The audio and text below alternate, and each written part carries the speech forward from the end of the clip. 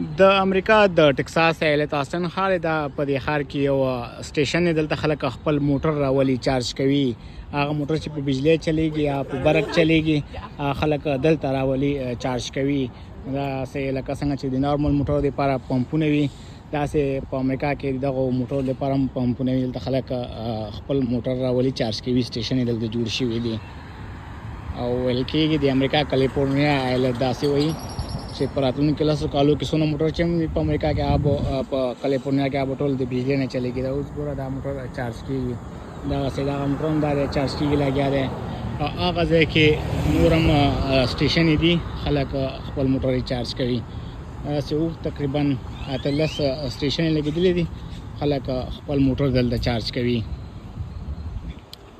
هغه ځای کې هم ښځه لګیا دی جنې موټر خپل چارج کوي.